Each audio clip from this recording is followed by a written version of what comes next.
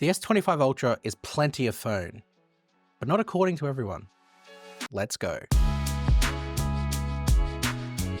In my last video, I spoke about everything that's good with the S25 Ultra besides the obvious, the removal of the Bluetooth S Pen features. But in the comments, everyone said it wasn't just that made the phone not as good or a downgrade. There was a lot more to it. So let's explore them. I want to start with the display, a hot topic on Twitter and Threads, mind you, in the last couple of days. First thing that people are leveling at this, or at least it was when it first sort of came out, was it's not using the latest Samsung panel. Okay, awesome. Samsung have decided to use the tried and true display panel from the S24 Ultra from last year and refine and tune it to the S25 Ultra this year. There's just a small correction to this. I have since learned that Samsung are using not the same panel and not the newer panel, but like an in-between. So when I said they refined it into a new panel. It seems like it's the M13 Plus. However, this is not confirmed by Samsung. This is just what is floating around on the internet. Either way, it's not the latest M14. It is still a version of the one they used last year, but made better. That, coupled with the upscaler that they've done with Qualcomm with the 8 Elite for Galaxy, should see improved performance. And we've kind of already seen that. I've already noticed it myself in the brightness of the display, the colors that it's got, the reproduction of colors. It is incredibly accurate to my naked eye, and I really like how it works. And that's it. That should be all there is to it. That the display is good. The display is better than last year. Just because it's not using the latest hardware doesn't mean it's not the latest and best display that's currently available for Samsung to use. Because there's more ways to make a display good than just the latest hardware. S25 Ultra kind of proves that. But okay, that's one thing, that's not using the latest display. What else is there? Second thing, let me read what I got here on my list.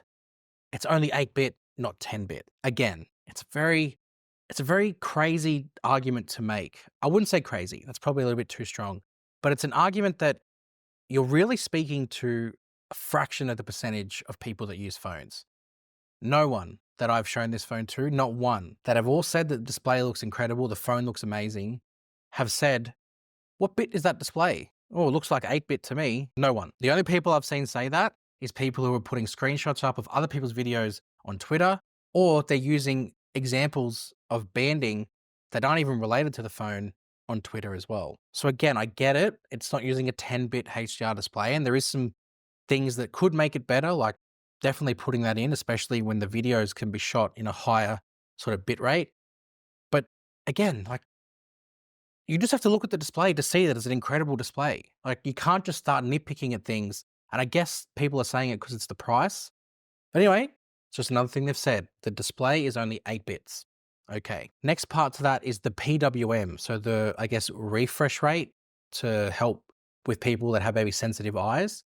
This one I will probably agree to an extent, but then there's also the thing of Apple, Google, and Samsung all not using the crazy high ones that overseas brands are using. At least overseas for me. They're all overseas technically because there's no Australian smartphone manufacturers, neither here nor there. But the point they're making is that the higher the refresh rate in that sort of zone, with the brightness and everything, is that the better and less strain it is on your eyes. Okay, understood. But I imagine there's a technical reason that Apple, Samsung, and Google, 3 of the biggest smartphone manufacturers that send their phones globally, aren't using it.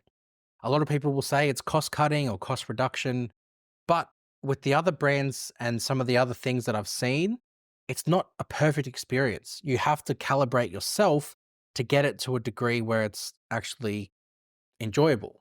Whereas I think with Apple, with Samsung, with Google, the display needs very little calibration from the user side to give you a really enjoyable viewing experience with sort of colors and sort of watching content. Most people will put up with it. If you need the other phone, if you need it for that other specific reason, then get that phone.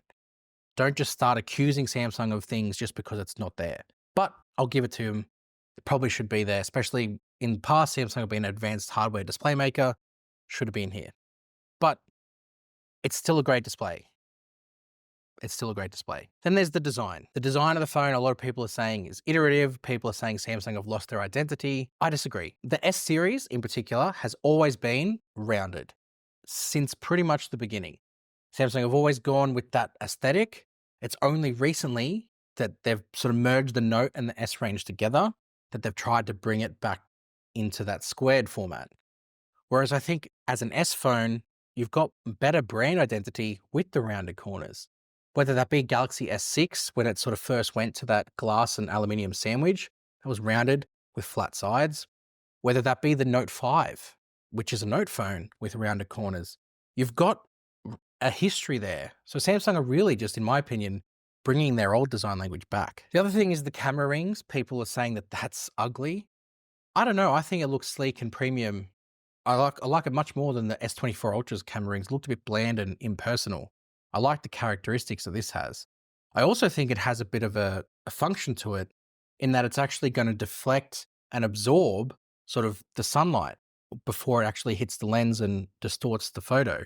So I think there is some function and some practicality behind it, not just the fact that it looks ugly. Before I get to the cameras, the other part of the design that people have complained about is the fact that it's thinner or lighter. They like a heavy phone. They like a thicker phone. Hold it. Trust me. Then there's the cameras, the things inside the black rings. I think the big thing that people sort of talk about is the 3x camera being not good enough. And when you look at the size of it, you can probably agree that the hardware is stale now.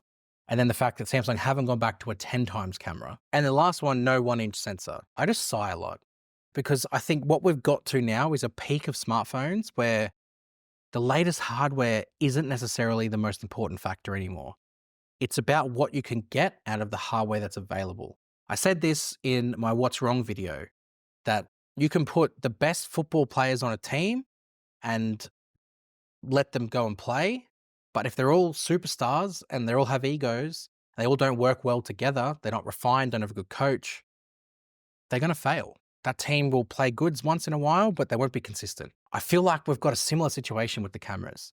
That yes, a 1-inch sensor would be nice, but with it would prove new challenges that potentially Samsung aren't ready to overcome, or the experience might not be consistent enough for them to implement it. I look back on the S20 Ultra as a perfect example. That phone, when it came out, had immense problems when it came to the camera. Samsung drastically improved the sensor size. It went from like 1 in 2 point something to 1 in 1.33. Massive jump.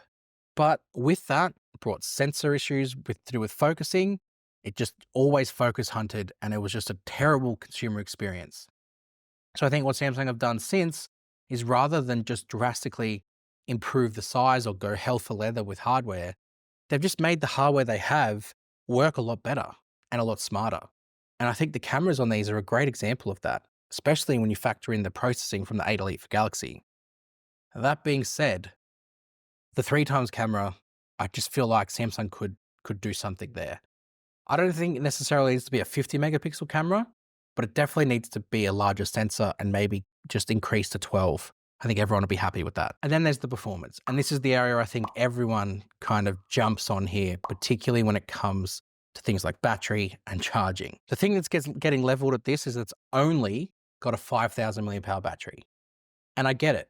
Other competitors are surging ahead with new silicon carbon 6,000 milliamp hour batteries, or they're going ahead. Some brands have got just over 5,000. And I totally get battery tech, but you have to remember where Samsung's coming from. I know it's been a long time since the Note 7, but it still happened. Samsung still had an issue there with battery when they tried to push the limits a little bit. So I think they're still in that mindset of, well, we've got a good performing battery. Can we get more out of it with more efficient hardware around it? So the 8 Elite for Galaxy is more efficient. The display has been made more efficient. It's been better tuned, so it's not drawing as much power. And they can get more out of that. I think the best example of this is iPhones. Apple have got substantially lower batteries in all of their range compared to the rest of the competition. Yet somehow, they always can extract longer battery life out of what they have. There's also an element too of increasing charging speed and then degrading the battery over a period of time. And remember, people own phones for 3 years now. It's not a 12 months and done, it's 36 months. So if you've got 100-watt charging in a phone over the course of 3 years, the end of that 3-year life cycle, no matter what the company is saying about preserving battery and the battery life, it's just going to have an effect. So I think Samsung still at the moment, considering probably the research shows that most people just charge their phone overnight, there's really no need to push the envelope there. I don't think there's anyone that will buy a phone purely just for charging speed. You want the phone to operate as a phone really well outside of just charging on a desk. That's just my opinion. And 45 watt does enough. It's just like a stable, good, consistent speed, and in just over an hour from flat to full, which most people really won't be charging from flat to full most of the time, will get the job done. You can disagree with me. You can say it needs 150 watt charging and a 10,000 milliamp hour battery. 100% go for your life if that's what you believe. But you've got to learn to balance things in moderation. Everything's got to be sort of balanced across the board with smartphones. And I think especially when you ship to the scale that Samsung shipped to, they've tried to do that. They don't push the envelope in that sort of area as much as they used to. You can call it cost cutting if you want. I just think it's being efficient in where they put their priority of the upgrades that they're doing. The other thing too is there's no 16 gig of RAM option, or I saw someone ask for 32 gigabytes of DDR5 RAM in the S25 Ultra in the comments the other day. Do you want an RTX 5090 as well? They'll probably say yes. The thing is, with all those specs and numbers that people are asking for, that's the world we live in, the tech bubble. The rest of the world doesn't live in that space. My wife just behind me watching TV in the other room, if I were to go up and ask her, hey, what chipset's your phone using? I don't know. How much RAM does your phone have? What display panel have you got? Do you know what chipset your phone uses? And don't look it up. Just tell me if you think you know it. Do you know what the name of the chipset is? The name of the what? The chipset? I don't know what that is. Okay. Do you know what type of display panel or resolution your phone has? HD. Okay. And do you know how fast or how big your battery is? 8K. Do you know how fast? OLED. Do you know how fast or big your battery is? It's the biggest one. And how fast it charges? Like an hour and a half. Okay, that's all I need to know. Thank you. Goodbye. Bye. None of that is important to anyone. They just want a phone, especially if you've got kids or if you live your life, you want a phone that can capture your moments really quickly with really nice colors, really good video capabilities with modes that offer you flexibility, and then a display that's excellent to look at in all conditions, whether that be indoors, outdoors. And I think this gives you pretty much all of that in a package that is extremely light and comfortable to hold. The next things to do, I guess, is operating system.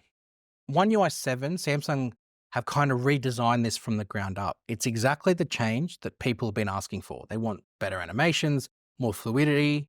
It's literally been provided. But for some people, they will go and nitpick on the now bar when you long press. Oh, look at that. That's disgusting. How dare Samsung ship this? It's like one fraction of the phone that you barely will use, yet because it's got this too quick of an animation, everyone loses it. Breathe, Daniel. I think everyone wants it all. I think back to the days when Samsung used to just throw things in their phone, whether people wanted them or not. The eye tracking from the S3 and S4. The air waving from the S4 is another one too. Like, who asked for that? I think a good example is Google put it in one of their phones and then literally the next generation, it disappeared. Usage data would have shown it's barely been used. The days of doing stuff like that, they're just not sustainable for a smartphone brand to do. To constantly, year on year, throw things into phones and hope that they work. Because the cost of that sort of stuff, you could invest so much money and then you'd struggle to survive. And I know everyone's like saying they're Samsung fans, they want to see Samsung innovate again. But by that same token, if you're a Samsung fan, you want Samsung to continue to make phones and products for a long, long time from now. And if you're asking Samsung to do this sort of stuff and relentlessly pursue hardware that might not be ready or might be too expensive for now, then you're asking them to potentially risk their future. I 100% get it. I was someone who loved the innovation Samsung used to put out. The folding phone when that first came out, what a time that was to be a part of the industry and see how everyone was reacting. But again, there was a perfect example of that being pushed maybe too quickly. Not everything being sort of refined before it hit the shelves.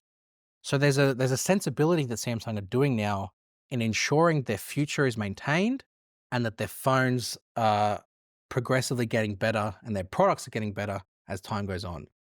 You could disagree with me. I sometimes might disagree with myself. Like I sometimes try and be too measured with this sort of stuff. It will be easy for me to stand here and say, this phone's rubbish and it could do this and it should do this. But to do that would just be making myself angry based on expectations that aren't real. This is a great phone in your hands.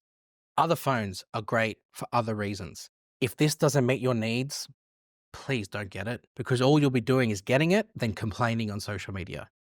If this is a phone that you see meets your needs, thanks to Samsung's oneui 7 software that's built very well, has still plenty of features, and not to mention is currently at the front of AI when it comes to integrating things into your life, like the Now Bar or Now Brief, then get it.